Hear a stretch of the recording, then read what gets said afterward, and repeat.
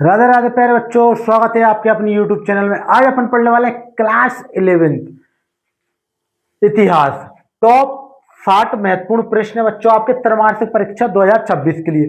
अगर आप इन सभी क्वेश्चनों को अच्छे से तैयार कर लेते हैं तो आपके परीक्षा में पूरे में से पूरे नंबर आने वाले हैं। मात्र आपको जो 60 क्वेश्चन तैयार कर लेने हैं, जिसमें आपके 2020 से लेकर 2026 में जो बार बार रिपीट होने वाले सारे महत्वपूर्ण प्रश्न हैं। तो आइए वीडियो को स्टार्ट कर दें। चैनल पर नहीं हो तो चैनल को सब्सक्राइब कीजिए, क्योंकि जहां पर मिलता है सिर्फ और सिर्फ एमपी बोर्ड क्लास 11th और क्लास 12th आर्ट्स का इंपॉर्टेंट मटेरियल। तो आइए अपन स्टार्ट करते हैं अपने इंपॉर्टेंट क्वेश्चन। बिल्कुल ध्यान से देखना है प्यारे बच्चों, और चैनल पर नहीं हो तो चैनल को आपको सब्सक्राइब कर लेना है। ठीक है, तो ये हैं आपके कुछ इस प्रकार रहने वाले हैं आपके मोस्ट इंपोर्टेंट क्वेश्चन त्रैमासिक परीक्षा के लिए। तो बिल्कुल ध्यान से देखना है। तो देखो, प्रश्न नंबर पहला क्या कहता है कि मेसोपोटामिया सभ्यता के 4 प्रमुख केंद्र के नाम लिखना है। यानी कि जो मेसोपोटामिया सभ्यता है उसके 4 प्रमुख केंद्र के नाम लिखना है। ये आपको अच्छे से तैयार कर लेना है। प्रश्न नंबर 2 आपको तैयार कर लेना है, मेसोपोटामिया किन 2 नदियों के बीच स्थित है। यानी जो मेसोपोटामिया है बच्चों, वो किन 2 नदियों के बीच स्थित है। प्रश्न नंबर 3 आपको तैयार करना है, मेसोपोटामिया में जो मोर की विशेषताएं लिखना है कोई 2। यानी कि जो मोर होती थी बच्चों, उनकी कोई 2 विशेषताएं।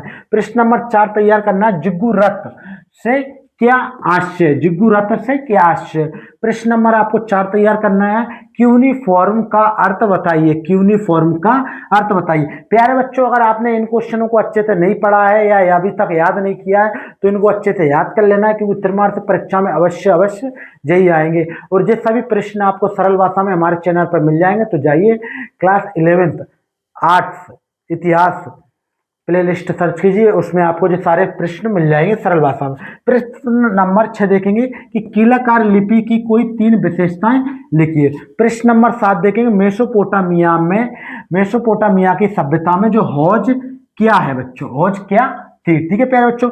प्रश्न नंबर 8, कीलाकार लिपि किसे कहते हैं, कीलाकार लिपि किसे कहते हैं। प्रश्न नंबर 2 देखेंगे, मारी नगर की प्रसिद्धि के 2 कारण लिखिए, मारी नगर की प्रसिद्धि के कोई 2 कारण लिखिए। प्रश्न नंबर 10 देखेंगे कि मेसोपोटामिया में पशुपालन कृषि की तुलना में आजीविका का अच्छा साधन है, कोई 2 कारण बताइए। कोई क्या बच्चे, 2 कारण बताइए।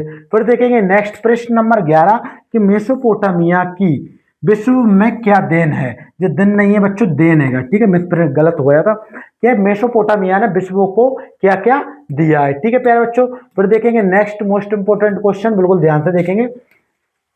पहले ही बता देता हूं प्यारे बच्चों, अगर आप इनको अच्छे से करते हैं तो आपके 80 में से 80 नंबर कहीं नहीं जा रहे हैं, आपके हाथ में है पूरे, और आप इनको अच्छे से करते हो। ठीक है बच्चों, आपके त्रैमासिक परीक्षा में एक चैप्टर से लेके चैप्टर 6 तक आ रहा है। तो जो चैप्टर 1 से लेकर 6 के सभी महत्वपूर्ण प्रश्न है। ठीक है प्यारे बच्चों। फिर देखेंगे नेक्स्ट क्या था बच्चों कि नहीं, कीलाकार लिपि हो गया था, मारी नगर की प्रसिद्धि के कारण हो गया था।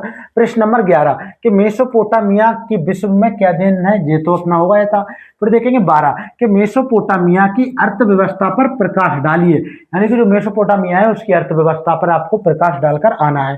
फिर देखेंगे नेक्स्ट के मेसोपोटामिया की सभ्यता तथा संस्कृति की विवेचना कीजिए। मेसोपोटामिया की सभ्यता तथा संस्कृति की विवेचना करना है। फिर देखेंगे उरनगर क्या बच्चों, उरनगर की कोई 2 विशेषताएं, उरनगर की खुदाई में क्या प्रमाण मिले थे। यानी कि उरनगर की 2 विशेषताएं लिखो, और साथ में आपको ये बताना है कि जो खुदाई की गई थी उसमें क्या प्रमाण मिले थे। फिर देखना है नेक्स्ट प्रश्न नंबर 15, रोम में गणतंत्र की स्थापना कैसे और कब हुई थी। यानी जो रोम है बच्चों, उसमें गणतंत्र की स्थापना कब और कैसे हुई थी। ठीक है प्यारे बच्चों। फिर देखेंगे नेक्स्ट के सेंटीमोनोटियस का संक्षेप परिचय दीजिए। ठीक है प्यारे बच्चों, जो गए हैं आपके मोस्ट इंपोर्टेंट 16 क्वेश्चन। इसके बाद देखेंगे नेक्स्ट, जिसमें आपके रहने वाले प्रश्न नंबर 17 से आगे के। देखो बिल्कुल ध्यान से, तो देखो क्या बच्चों के राजनीतिक क्षेत्र में रोम की कोई 2 देनों का उल्लेख करना है। देखो बच्चों, अगर आपको चाहिए इन सभी प्रश्नों का सरल भाषा में सॉल्यूशन तो आप कमेंट करिए, मैं आपको इनका सभी का सरल भाषा में सॉल्यूशन भी लेकर आऊंगा।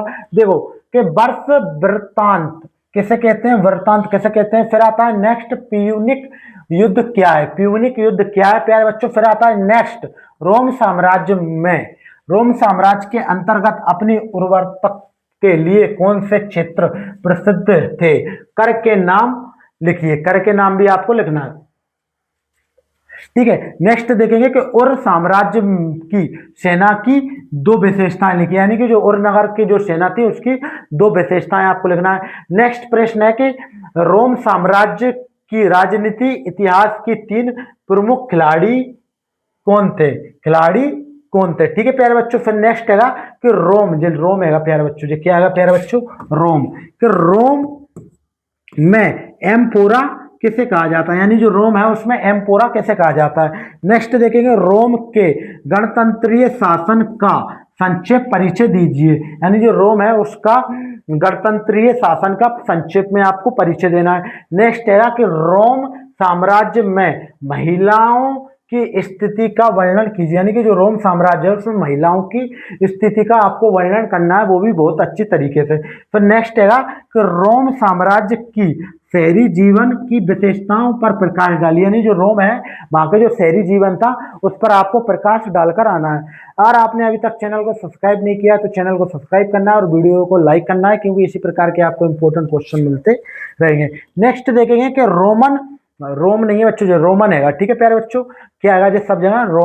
रोमन साम्राज्य में दासों की स्थिति पर प्रकाश डालना है, यानी कि जो रोमन साम्राज्य है उसमें जो दास थे उनकी दासों की स्थिति पर प्रकाश डालना है। नेक्स्ट देखेंगे प्यारे बच्चों के रोमन साम्राज्य की जानकारी के स्रोत की विवेचना करना है, यानी कि जो रोमन साम्राज्य था उसकी जो स्थिति थी उसकी क्या करना है?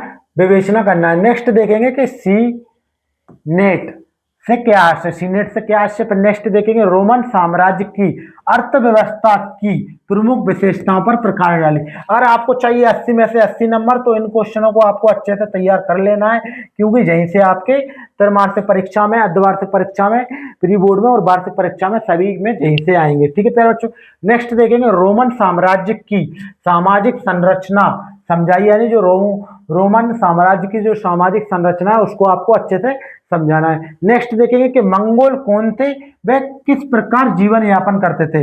मंगोल कौन थे प्यारे बच्चों और वे अपना जीवन किस प्रकार यापन करते थे? चंगेज खान की प्रारंभिक जीवन का संक्षेप परिचय दीजिए, यानी कि चंगेज खान के जो प्रारंभिक जीवन का संक्षेप परिचय देना है। ठीक है प्यारे बच्चों, नेक्स्ट देखेंगे कि चीन की महान दीवार का निर्माण क्यों किया गया था, यानी कि जो चीन की महान दीवार है बच्चों उसका निर्माण क्यों किया गया था? ठीक है प्यारे बच्चों, इसके बाद देखेंगे नेक्स्ट के चंगेज खान कौन था, उसने मंगोलों का संगठन क्यों किया था? चंगेज खान कौन था प्यारे बच्चों, उसने मंगोलों का संगठन क्यों किया था? फिर देखेंगे नेक्स्ट चार उल्लूस कौन थे? फिर देखेंगे पेजा क्या है प्यारे बच्चों, पेजा क्या है?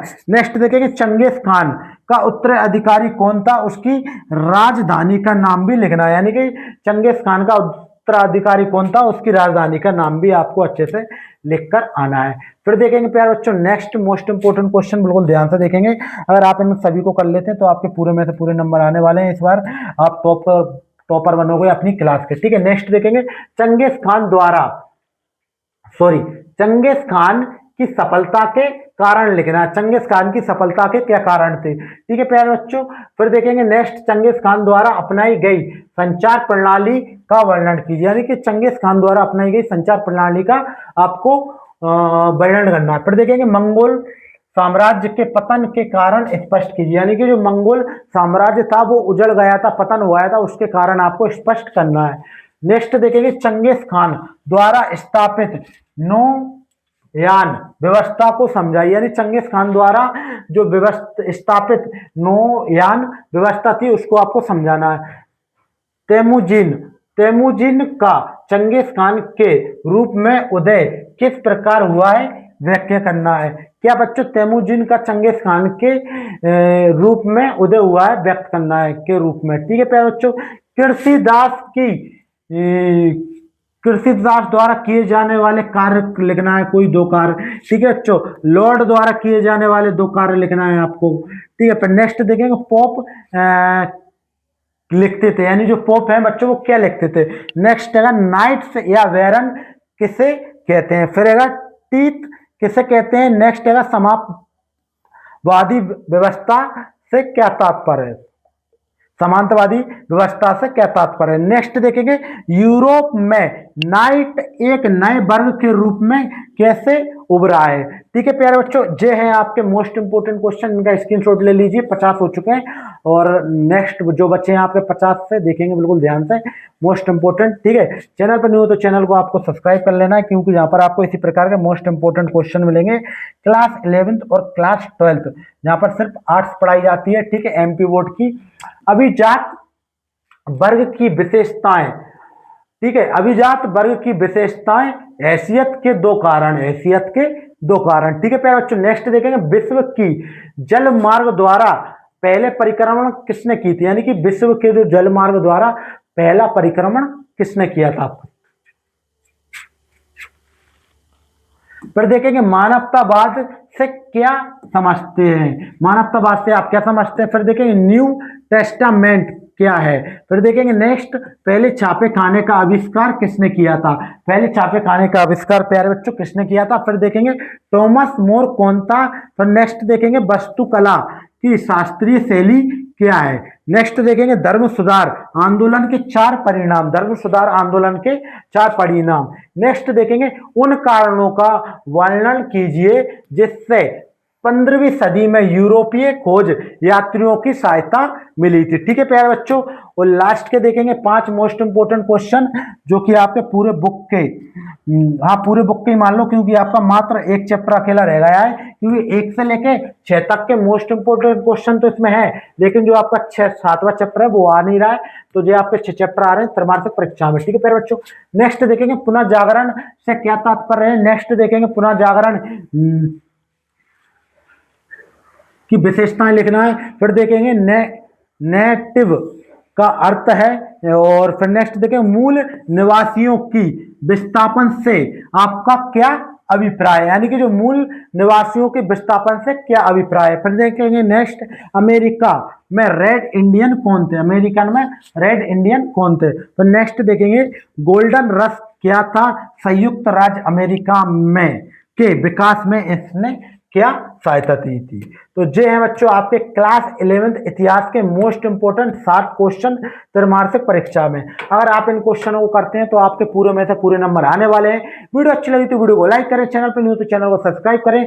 मिलते हैं नेक्स्ट वीडियो में, जहां पढ़ेंगे अपन राजनीतिक विज्ञान के मोस्ट इंपोर्टेंट क्वेश्चन। तब तक के लिए जय हिंद।